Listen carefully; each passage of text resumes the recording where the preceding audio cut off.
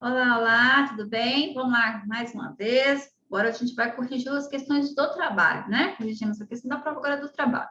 Vamos lá, no trabalho é o seguinte, pessoal. Marque a alternativa falsa. Pedi para vocês marcarem a falsa, né? Sobre a Primeira República era Vargas. Então vamos lá. O voto de cabresto na Primeira República era aquele controlado pelo coronel, que obrigava as pessoas que trabalhavam em suas terras a votarem no candidato indicado por ele sobre ameaça de violência e perda de favores. O voto era facilitado, esse tipo de, né, de controle, porque o voto não era secreto. Certo? Certo. Então, você não vai marcar essa. Totalmente certo. Voto de cabresto, né?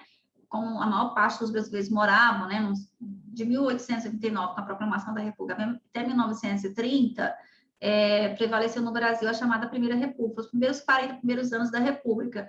Então, a maior parte da população brasileira morava no campo, né? E dependia dos favores desses coronéis, dependia da terra para morar, da terra do trabalho e de outras coisas, já que o Estado era ausente. Então, você tem aí o que? O poder desses coronéis na época do voto, né? O voto era chamado voto de cabresto, porque o cabresto controla, né? O voto controlado pelo coronel.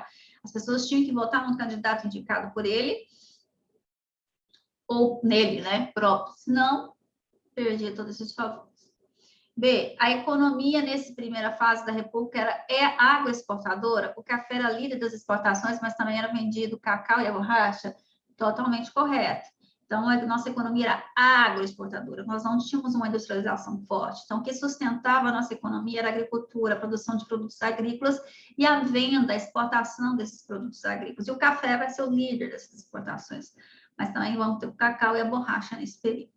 C, a Constituição de 1934, na era Vargas, garantiu o voto secreto, o direito das mulheres votarem e direitos trabalhistas, como férias, jornada de 8 horas, descanso semanal remunerado, etc. Sim, essa Constituição foi uma das mais democráticas durante a era Vargas. A era Vargas vai ser essa era que inicia após esses 40 primeiros anos de república, que é chamado de Primeira República, né? Então, Vargas assume a presidência, e a gente, né, já discutiu isso de forma democrática, ele perdeu as eleições, mas ele foi colocado no poder pelos militares e ele vai ficar durante 15 anos.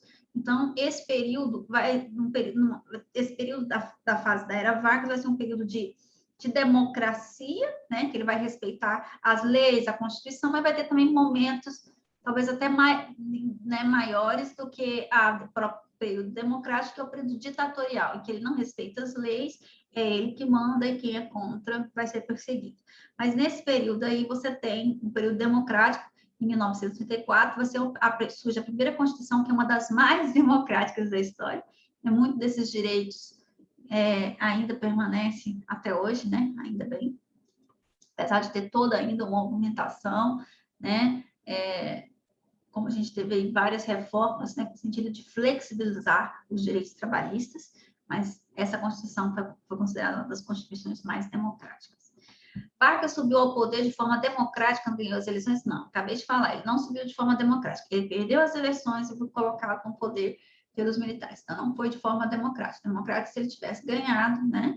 Então foi de forma autoritária, de forma ditatorial. Então, essa é a resposta certa, que é a falsa, né? Teria que marcar a falsa.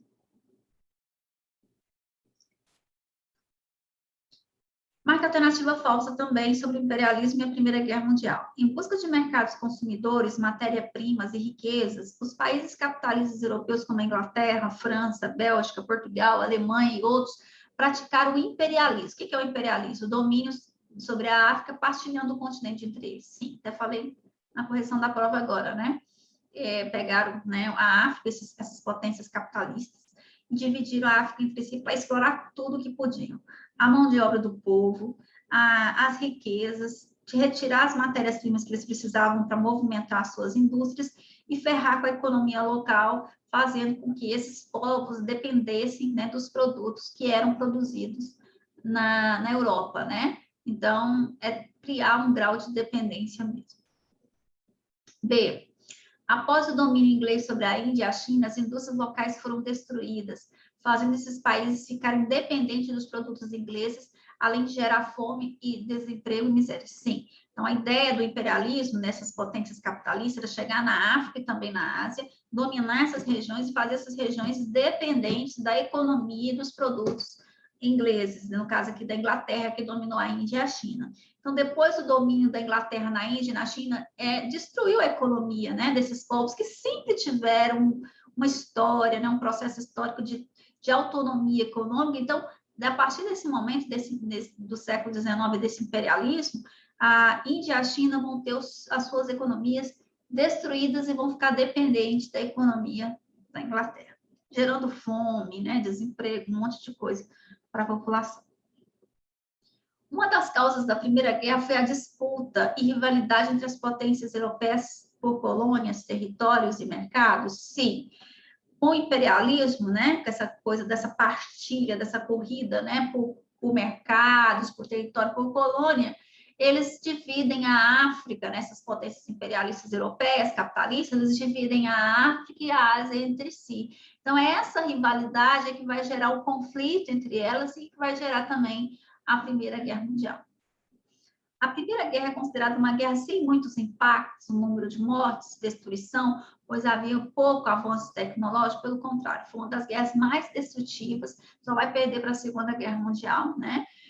E vai ter um avanço tecnológico nunca visto anteriormente, né? Em que sentido que eu estou falando?